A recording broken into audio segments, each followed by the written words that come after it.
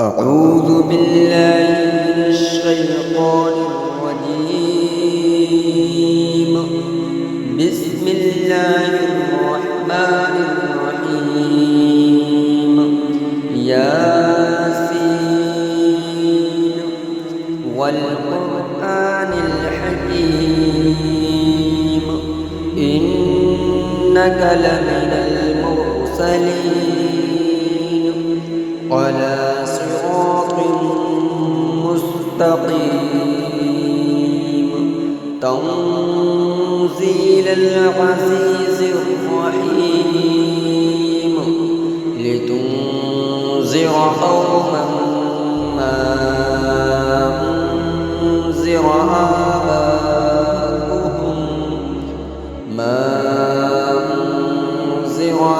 آباؤهم فهم غافلون. لقد حق القول على أكثرهم فهم لا يؤمنون. إنا جعلنا في أعناقهم أغلالا فهي إلى الأذقان فهم مقمحون. وجعلنا من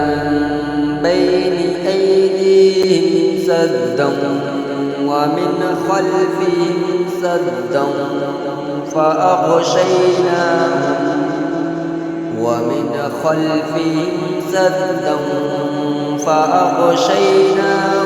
فهم لا يبصرون. وسواء عليهم أأنذرتهم أم لم تنذرهم لا يؤمنون. إنما تنذر من اتبع الذكر وخشي الرحمن بالغيب فبشره بمغفرة وأجر كريم.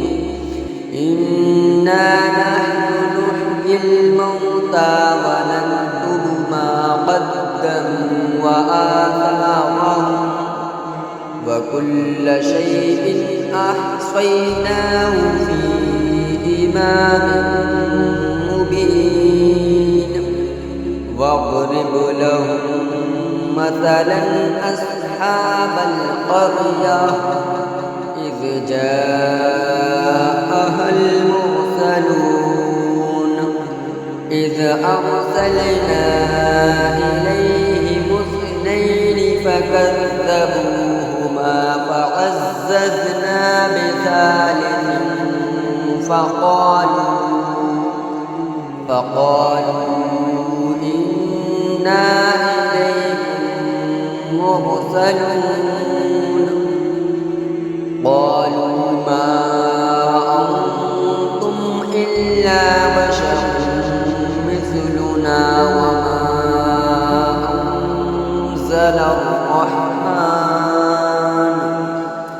وما أنزل الرحمن من شيء إن أنتم إلا تكذبون.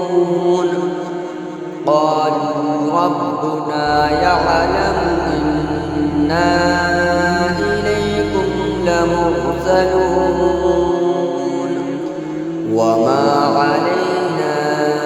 إلا البلاغ المبين.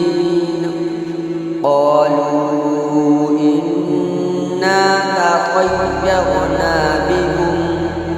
لئن لم تنتهوا لنرجمنكم وليمسنكم منا عذاب أليم. قالوا طائركم معكم أئن ذكرتم بل أنتم قوم مسرفون. وجاء من أقصى المدينة رجل يسعى قال يا قوم اتبعوا أتبع المرسلين اتبعوا من لا يسألكم أجرا وهم مهتدون وما لي لا أعبد الذي فطرني وإليه ترجعون أأتخذ من دونه آلهة إن يردني الرحمن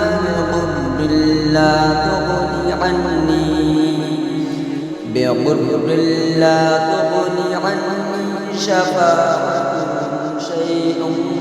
ولا ينقذون إني إذا لفي ضلال مبين إني آمنت بربكم فاسمعون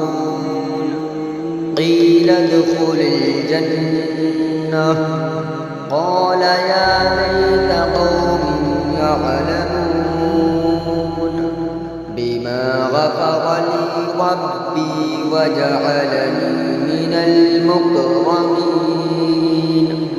وما أنزلنا على قومه من بعده من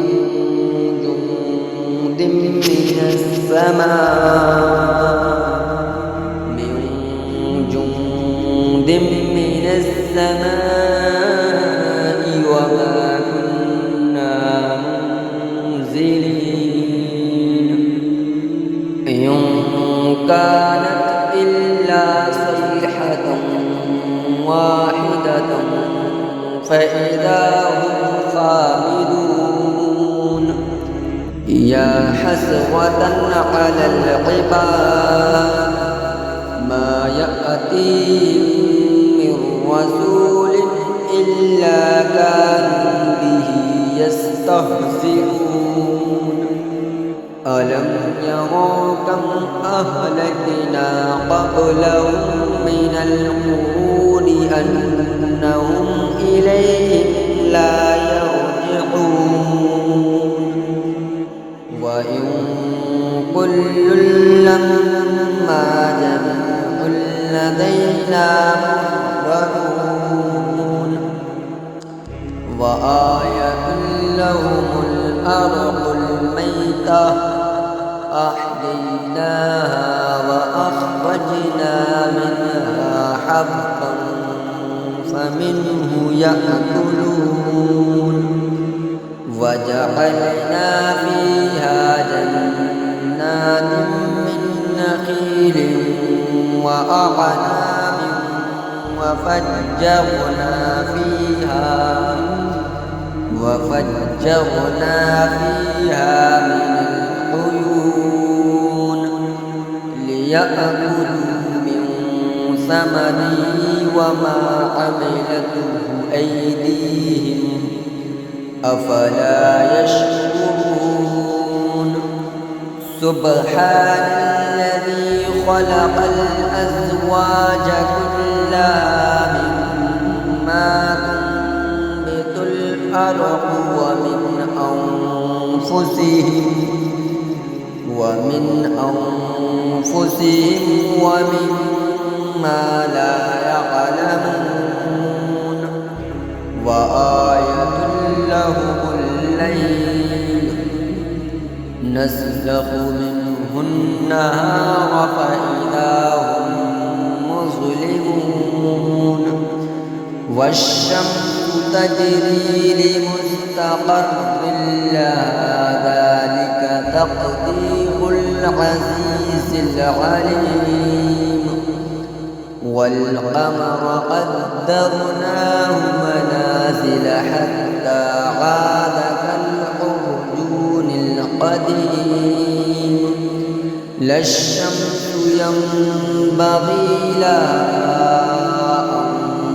تدرك القمر ولا الليل سابق النهار وكل في فلك يسبحون وآية لهم أنا حملنا ذريتهم في الفلك المشحون وخلقنا لهم من مثله ما يركبون وإن نشأ نغرقهم فلا صريخ لهم ولا هم ينقذون إلا رحمة منا ومتاعا إلى حين وإذا قيل لهم اتقوا ما بين أيديكم وما خلفكم لعلكم ترحمون وما تأتيهم من آية من آيات ربهم إلا كانوا عنها معرضين وإذا قيل لهم أنفقوا مما رزقكم الله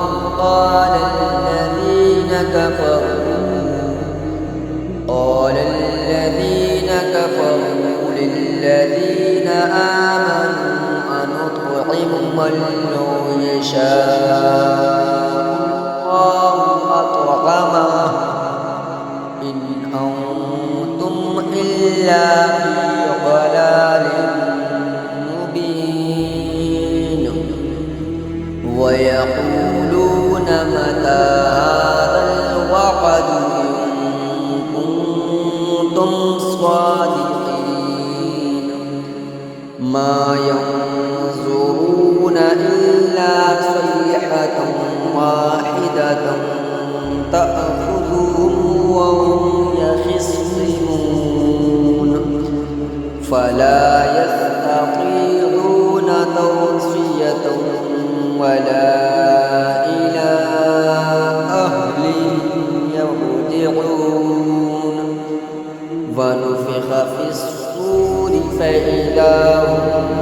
من الأجداث إلى ربهم ينسلون قالوا يا ويلنا من بعثنا من مرقدنا هذا ما وعد الرحمن وصدق المرسلون إن كانت إلا صيحة واحدة فإذا هم جميع لدينا محضرون فاليوم لا تظلم نفس شيئا ولا تجزون إلا ما كنتم تعملون إن أصحاب الجنة اليوم في شغل فاكهون هم وأزواجهم في ظلال على الأرائك متكئون لهم فيها فاكهة ولهم ما يدعون سلام قولا من رب رحيم وامتازوا اليوم أيها المجرمون ألم أعهد إليكم يا بني آدم ألا تعبدوا الشيطان إنه لكم عدو مبين وأن اعبدوني هذا صراط مستقيم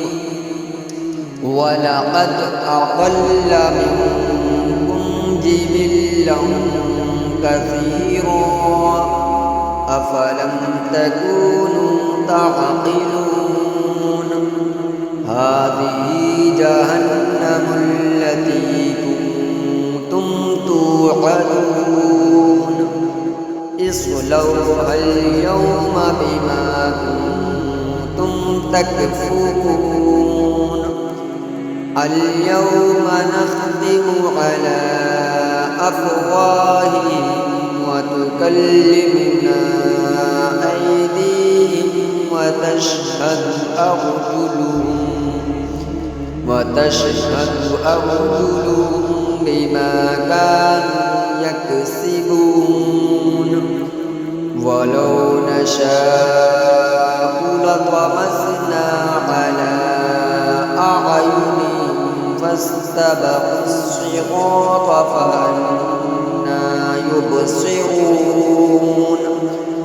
ولو نشاء لمسخناهم على مكانتهم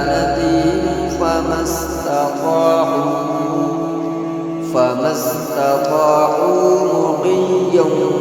ولا يرجعون ومن نعمره ننكسه في الخلق أفلا يعقلون وما علمناه الشعر وما ينبغي له إن هو إلا ذكر وقرآن مبين لينذر من كان حيا ويحق القول على الكافرين أولم يروا أنا خلقنا لهم مما عملت أيدينا أنعاما فهم لها مالكون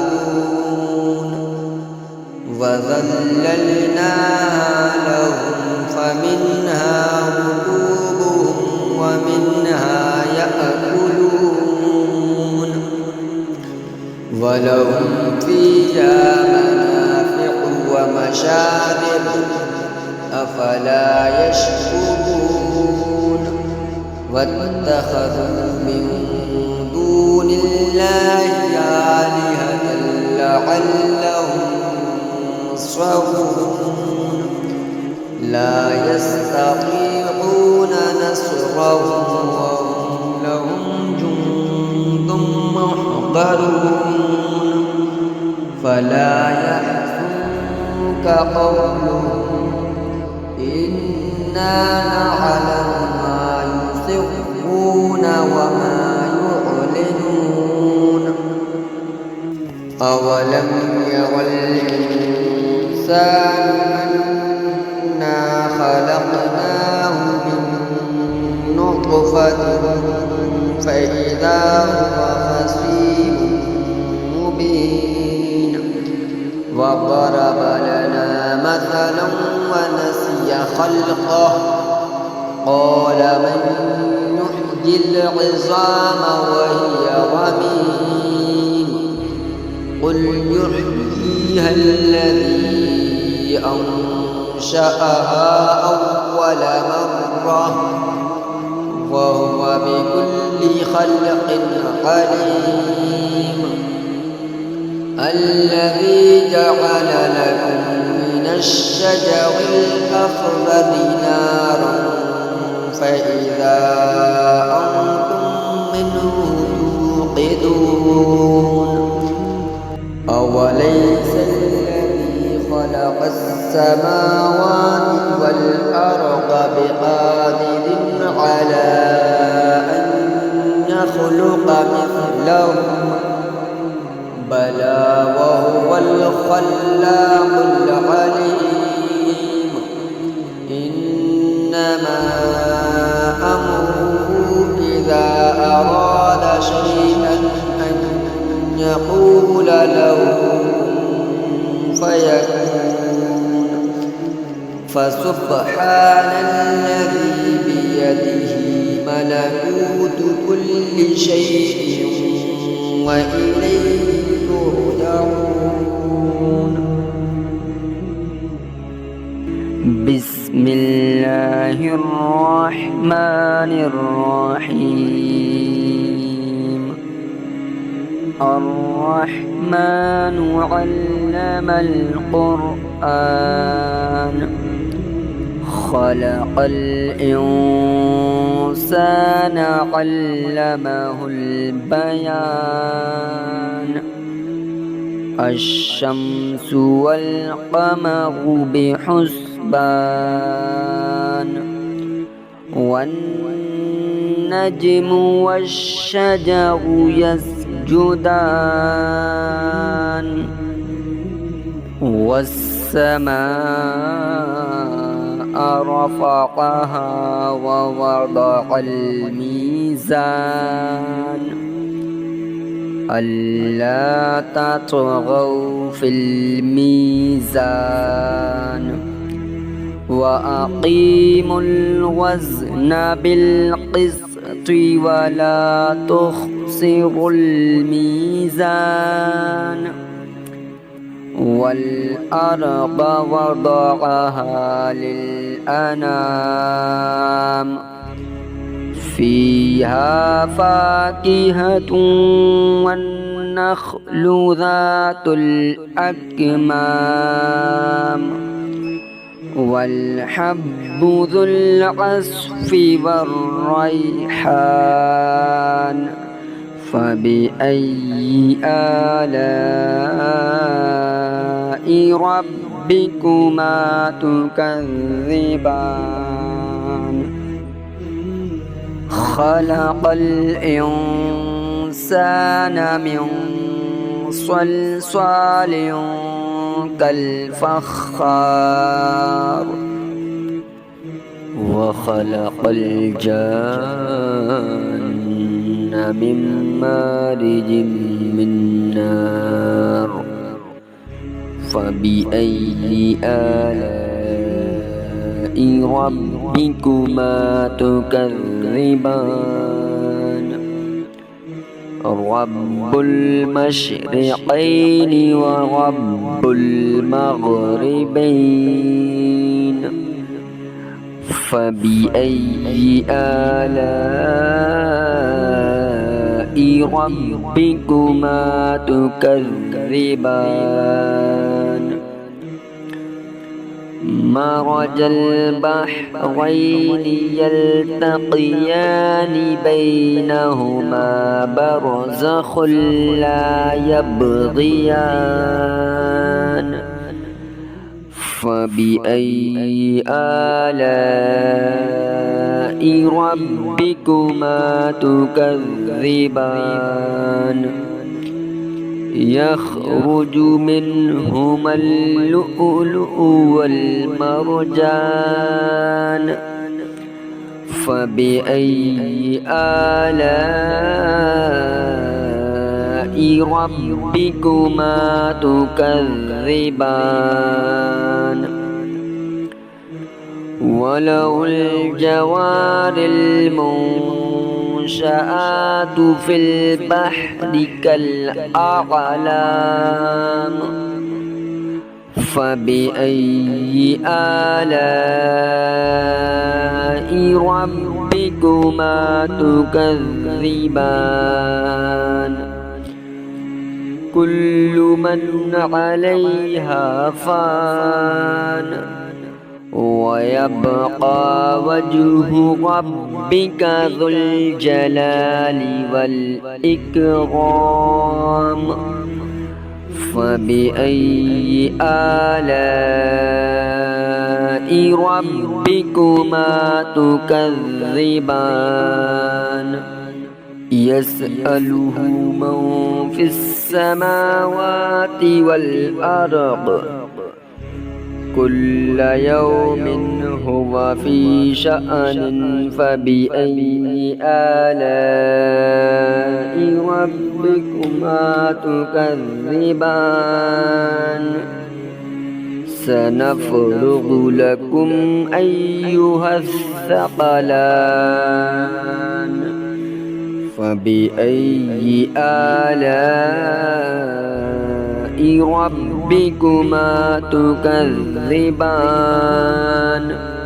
يا معشر الجن والإنس إن استطعتم أن تنفذوا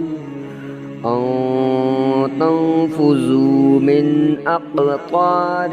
السماوات والأرض فانفذوا لا تنفذون إلا بسلطان فبأي آلاء ربكما تكذبان يرسل عليكما شواظ من نار ونحاس فلا تنتصران فبأي آلاء ربكما تكذبان فإذا انشقت السماء فكانت وردة كالدهان فبأي آلاء ربكما تكذبان فيومئذ لا يسأل عن ذنبه إنس ولا جان فبأي آلاء ربكما تكذبان يعرف المجرمون بسيماهم فيؤخذ بالنواصي والأقدام فبأي آلاء ربكما تكذبان هذه جهنم التي يكذب بها المجرمون يطوفون بينها وبين حميم آن فبأي آلاء ربكما تكذبان ولمن خاف مقام ربه جنتان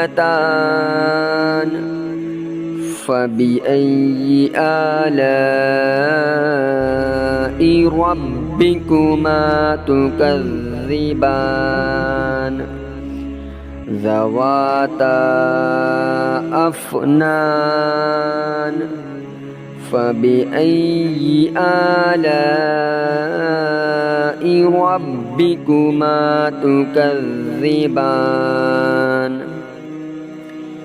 فيهما عينان تجريان فبأي آلاء ربكما تكذبان فيهما من كل فاكهة زوجان فبأي آلاء ربكما تكذبان متكئين على فرش بطائنها من استبرق وجنى الجنتين دان فبأي آلاء ربكما تكذبان فيهن قاصرات الطرف لم يطمثهن إنس قبلهم ولا جان فبأي آلاء ربكما ربكما تكذبان كأنهن الياقوت والمرجان فبأي آلاء ربكما تكذبان هل جزاء الإحسان إلا الإحسان فبأي آلاء ربكما تكذبان ومن دونهما جنتان فبأي آلاء ربكما تكذبان مدهامتان فبأي آلاء ربكما تكذبان فيهما عينان نضختان فبأي آلاء ربكما تكذبان فيهما فاكهة ونخل ورمان فبأي آلاء ربكما تكذبان فيهن خيرات حسان فبأي آلاء ربكما تكذبان حور مقصورات في الخيام فبأي آلاء ربكما تكذبان لم يطمثهن إنس قبلهم ولا جان فبأي آلاء ربكما تكذبان متكئين على رفرف خضر وعبقري حسان فبأي آلاء ربكما تكذبان تبارك اسم ربك ذي الجلال والإكرام بسم الله الرحمن الرحيم تبارك الذي بيده الملك وهو على كل شيء قدير الذي خلق الموت والحياة ليبلوكم أيكم أحسن عملا وهو العزيز الغفور الذي خلق 7 سماوات طباقا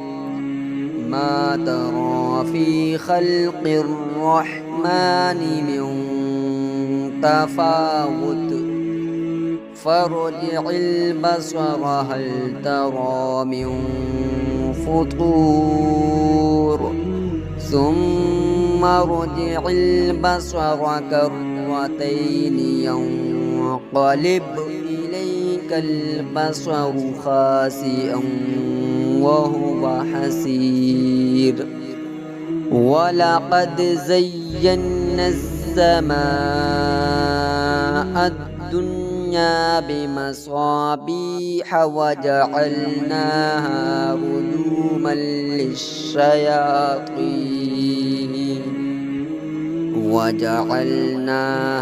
رجوما للشياطين وأعتدنا لهم عذاب السعير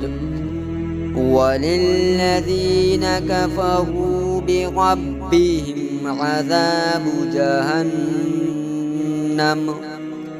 وبئس المصير إذا ألقوا فيها سمعوا لها شهيقا وهي تفور تكاد تميز من الغيظ كلما ألقي فيها فوج سألهم خزنتها ألم يأتكم نذير قالوا بلى قد جاءنا نذير فكذبنا وقلنا ما نزل الله من شيء إن أنتم إلا في ضلال كبير وقالوا لو كنا نسمع أو نعقل ما كنا في أصحاب السعير فاقترفوا بذنبهم فسحقا لأصحاب السعير إن الذين يخشون ربهم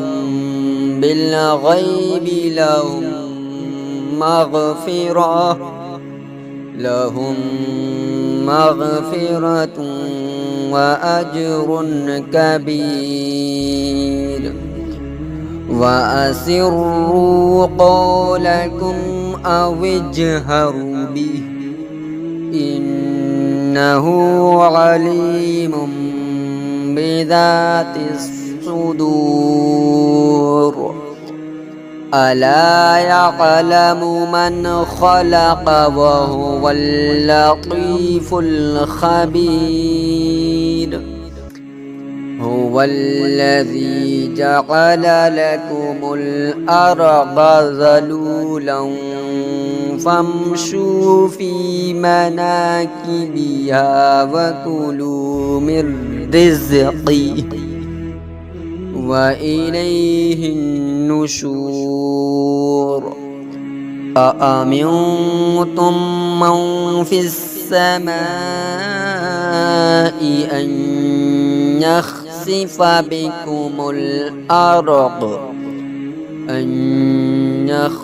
بكم الأرض فإذا هي تمور أم أمنتم من في السماء أن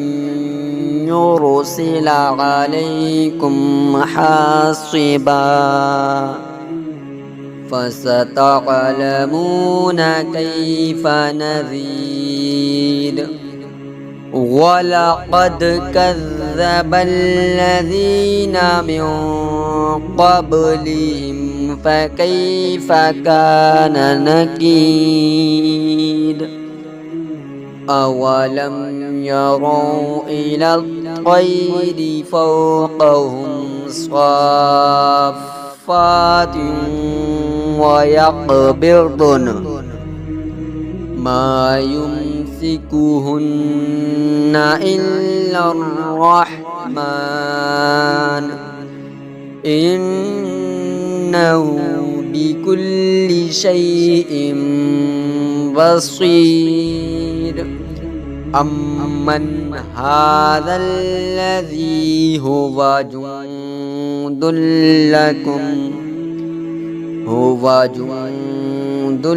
لكم ينصركم من دون الرحمن إن الكافرون إلا في غرور أمن هذا الذي يرزقكم إن أمسك رزقه بل لجوا في عتو ونفور أفمن يمشي مكبا على وجهه أهدى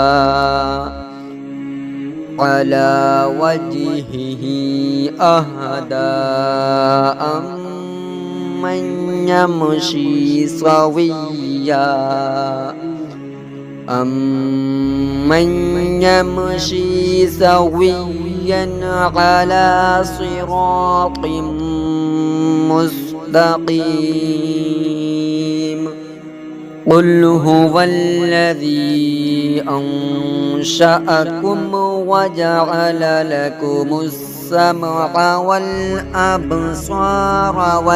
والأفئدة قليلا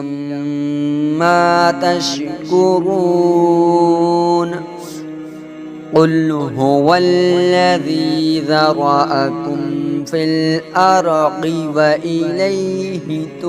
تحشرون ويقولون متى هذا الوعد إن كنتم صادقين قل إنما العلم عند الله وإنما أنا نذير مبين فلما رأوه زلفة سيئت وجوه الذين كفروا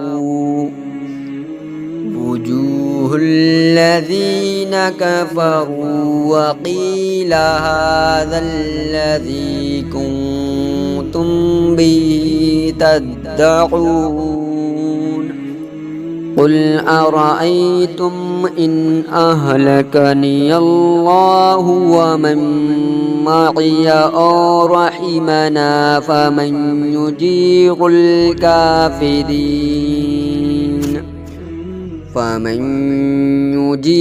الكافرين من عذاب أليم قل هو الرحمن آمنا به وعليه توكلنا فستعلمون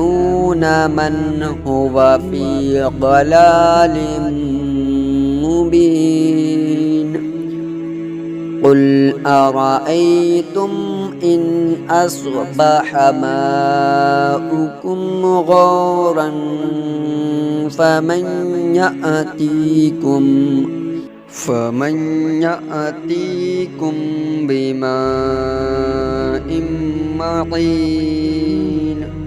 بسم الله الرحمن الرحيم إذا وقعت الواقعة ليس لوقعتها كاذبة خافضة رافعة إذا رجت الأرض رجا وبست الجبال بسا فكانت هباء منبثا وكنتم أزواجا ثلاثة فأصحاب الميمنة ما أصحاب الميمنة وأصحاب المشأمة ما أصحاب المشأمة والسابقون السابقون أولئك المقربون في جنات النعيم ثلة من الأولين وقليل من الآخرين على سرر موضونة متكئين عليها متقابلين يطوف عليهم ولدان مخلدون بأكواب وأباريق وكأس من معين لا يصدعون عنها ولا ينزفون وفاكهة مما يتخيرون ولحم طير مما يشتهون وحور عين كأمثال اللؤلؤ المكنون جزاء بما كانوا يعملون لا يسمعون فيها لغوا ولا تأثيما إلا قليلا سلاما سلاما وأصحاب اليمين ما أصحاب اليمين في سدر مخضود وطلح منضود وظل ممدود وماء مسكوب وفاكهة كثيرة لا مقطوعة ولا ممنوعة وفرش مرفوعة إنا أنشأناهن إنشاء فجعلناهن أبكارا عربا أترابا لأصحاب اليمين ثلة من الأولين وثلة من الآخرين وأصحاب الشمال ما أصحاب الشمال في سموم وحميم وظل من يحموم لا بارد ولا كريم إنهم كانوا قبل ذلك مترفين وكانوا يصرون على الحنث العظيم وكانوا يقولون أئذا متنا وكنا ترابا وعظاما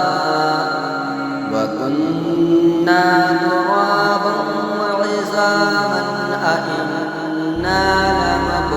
لمبعوثون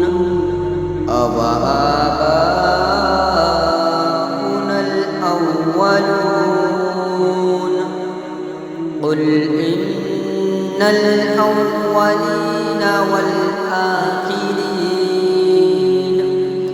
لمجموعون إلى ميقات يوم معلوم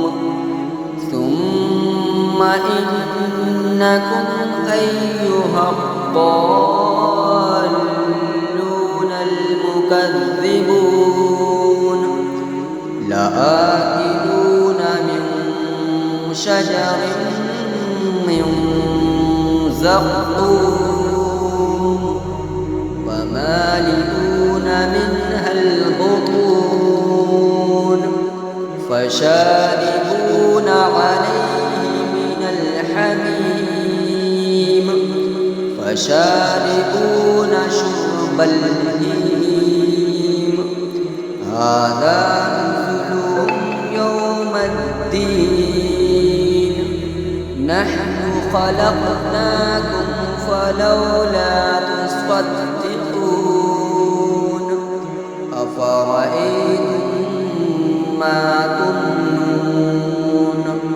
أأنتم تخلقونه أم نحن الخالقون نحن قدرنا بينكم الموت وما نحن بمسبوقين على أن نبدل أمثالكم وننشئكم فيما لا تعلمون ولقد علمتم النشأة الأولى فلولا تذكرون أفرأيتم ما تحرثون أأنتم تزرعونه أم نحن الزارعون